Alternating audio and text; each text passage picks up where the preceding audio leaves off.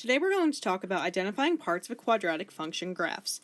So when we're talking about a quadratic function graph, something that we need to remember is that it is actually called a parabola. And this is the name of the graph. And it's spelt a little funny, but it's okay. Some people call it a parabola, it's parabola, but if you're pronouncing it phonetically, it's parabola. So it's the name of the graph. And it makes a U shape. So we're going to just list a few characteristics. So makes a U shape.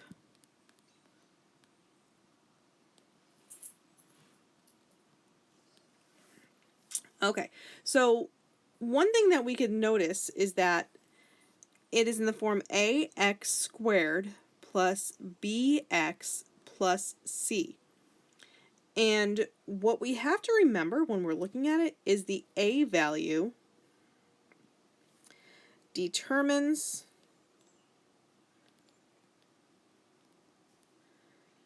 if the graph is positive or negative. Because as we know with linear graphs, they can be positive or negative. The same with exponential graphs, they can be positive or negative. So what do I mean? So let's say that I give you a graph that looks like this. And I have arrows on either end because we don't know where it stops. So what I can see is that it's opening down. And one thing I know about opening down is that it's negative. And that means that I have a negative sign out here when I have my equation or my function ax squared plus bx plus c. The a is negative. And when I'm looking a little bit more at this, I see right here, this would be my maximum. Because when it is a negative graph, it's going to go up, turn, and go back down. So that is my maximum point. Wherever I hit the x-axis are my roots. Now this one is a little tricky, and I'll show you another example where this isn't true, but wherever I hit the y-axis is my y-intercept. And I'm going to write underneath the roots, or I'll write on the bottom. So roots are x-intercepts.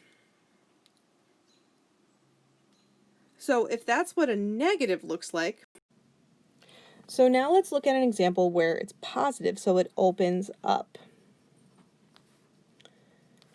So now it's positive and it opens up.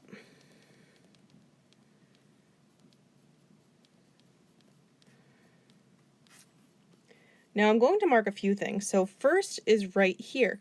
This is my turning point. It's my minimum value, because that is the lowest that the graph goes. I have my x-intercept as a root.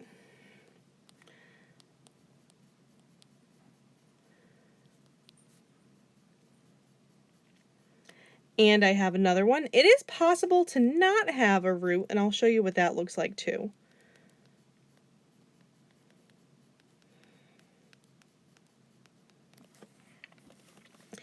And right next to my minimum value, I actually have my y-intercept. Okay, let's look at another one. So I'm just going to draw the graph in, and then we're going to label.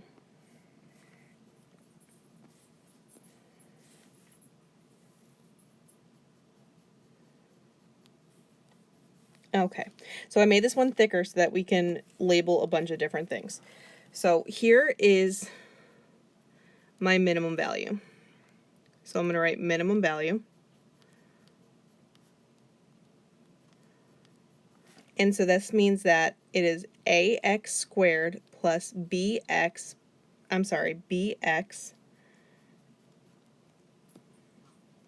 plus c, so it's positive. Now something different is that right here, where my minimum value is, I'm drawing a straight line. Now that straight line is called the axis of symmetry. because I can actually take my entire graph and fold it in half so that one side is on top of the other. Here is my y-intercept.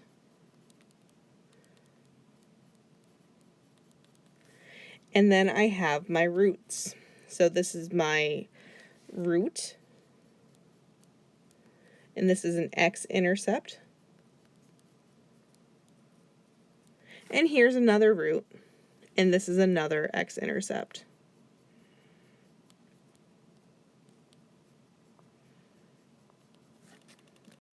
Now there are times when we're going to have graphs of parabolas that may look like this.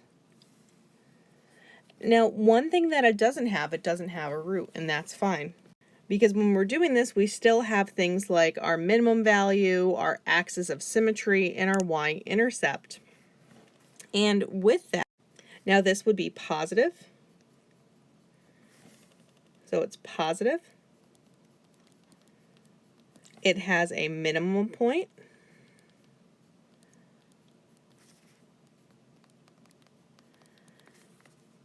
It also has an axis of symmetry.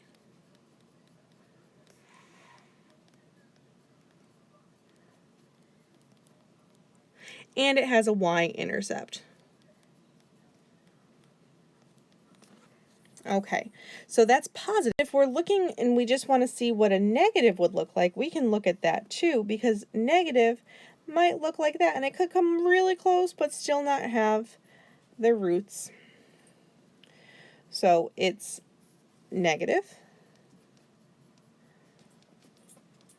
It has a maximum value.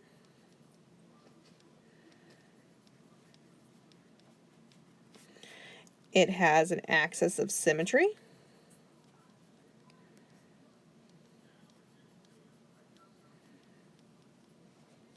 And it has a y-intercept.